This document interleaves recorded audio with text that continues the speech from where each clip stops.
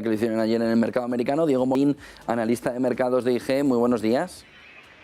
Hola, muy buenos días, Antonio. Mirando hacia Europa, IBEX 35 está teniendo un comportamiento siempre o que sube menos o que baja menos, pero un poquito mejor siempre en las caídas que el resto de plazas europeas. ¿Qué se puede esperar de la jornada de hoy? Parecía que podía ser incluso peor después de ver las caídas del mercado americano ayer. A ver, el mercado podríamos decir que está bastante complicado de trabajar, ¿no? Es decir, estamos viendo con unos inversores muy indecisos, mucha incertidumbre, tenemos focos principales, ¿no? Pues como es la guerra, la inflación, posibilidad, ¿no? Que van sonando un poco los tambores de recesión y eso, pues bueno, acelera mucho el nerviosismo entre los inversores, ¿no?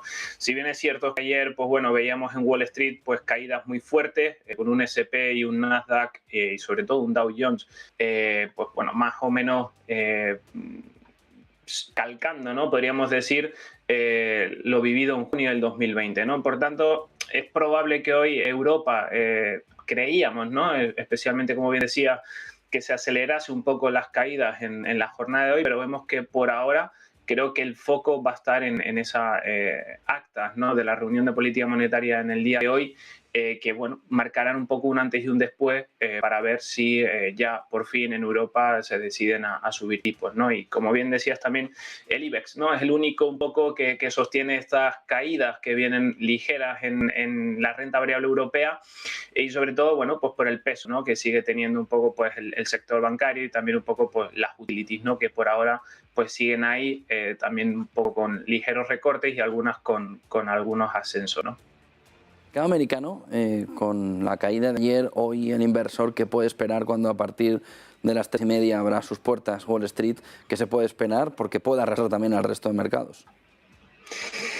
Sí, lo has definido a la perfección. Prácticamente veíamos ayer un S&P perdiendo la zona vital, ¿no? De esos 4.000 puntos que, bueno, que ha estado testeando. Es posible que si se acelera mucho el mercado, es decir, que se acerca a esos mínimos vividos el pasado, ¿no? Bueno, la pasada semana, a principios, estos niveles mínimos, ¿no? Que hemos visto en mayo, podrían acelerarse las caídas, ¿no? Si es verdad que el S&P, pues bueno, por ejemplo, ¿no? Se mantiene muy cerca de esos 3.900 puntos. El caso del Dow Jones, pues vemos, ¿no? Las velas de ayer fueron muy fuertes, el Dow se dejó 1.000 puntos, eso pues nos deja pues entrever la tónica, podríamos definirlo así, que vamos a tener en los próximos meses, ¿no? Pues como decía antes, el escenario de inflación, la guerra de Ucrania, por otro lado también la inflación, pero creo que también hay que estar pendientes del próximo mes, ¿no? El cierre del primer semestre y el balance que nos hagan los bancos centrales de cara al segundo, ¿no? Porque hay algunos miembros de la FED que visto un poco o le están viendo, ¿no? Un poco las orejas al lobo y quieren disminuir esas subidas continuadas de 50 puntos básicos en próximas reuniones. Aún así, ¿se puede esperar un mensaje todavía más negativo de lo que ya hemos escuchado de la Reserva Federal por parte de los inversores? Sí, es decir, la Reserva Federal tiene unos objetivos. Sí es verdad que Jerome Powell en las últimas comparecencias decía pues, que a partir del segundo semestre, es decir, a partir del segundo trimestre, inicio del tercero, podría ir disminuyendo la situación de la inflación, ¿no? Es decir, pues bueno, que fuese descendiendo a unos niveles que ellos manejaban, ¿no? A situarse en torno a un 5, un 6%, un 4%, incluso a finales de año.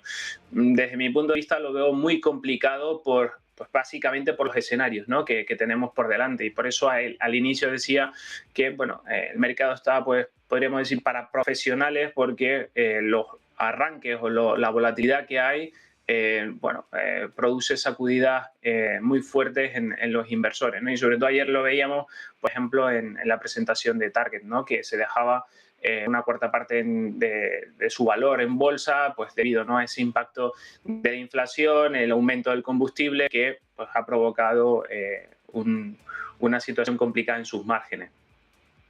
¿Se salva algo de la quema? ¿Veis algo que ahora mismo el inversor pueda ver como una oportunidad tanto en el corto como en el medio plazo o manos fuera y solo profesionales, como tú decías? Bueno, a ver, oportunidades siempre hay. Cuando hablo de profesionales me refiero un poco pues a manejar, ¿no? La situación de incertidumbre con mucha volatilidad, con mucho nerviosismo y que al final pues veíamos, ¿no? Ligeros rebotes en el mercado buscando, ¿no? Zonas altas y que al final pues en un momento pues bueno, se producen recortes. Hoy hay que prestarle un poquito de atención al eurodólar, la divisa pues bueno, sigue inmersa en una situación bajista por debajo de los mínimos del año 2020, por debajo de ese nivel del 1,05, pero bueno, hoy habría que prestarle un poquito de atención, ¿no? Como decía, a esa zona de la acta. Por otra parte, bueno, el oro normalmente suele comportarse bien en estos momentos, pero apreciando un poco el gráfico vemos que lo tenemos pues prácticamente a niveles de antes de la guerra, ¿no? Por tanto, también hay una cierta incertidumbre o un cierto manejo, ¿no? de los inversores profesionales de un mercado que no nos deja un poco la visión clara, ¿no? Ahora mismo sí es verdad que hay cierta rotación de capital a valores un poco más defensivos, pero que también estos se podrían ver lastrados, ¿no? Por esas continuas rotaciones. Gracias, Diego Morín, analista de mercados de IG. Buen día y buen negocio, a ver qué se puede hacer. Muchas gracias, buen día a todos. 9:14 de la mañana, nos vamos también a la noticia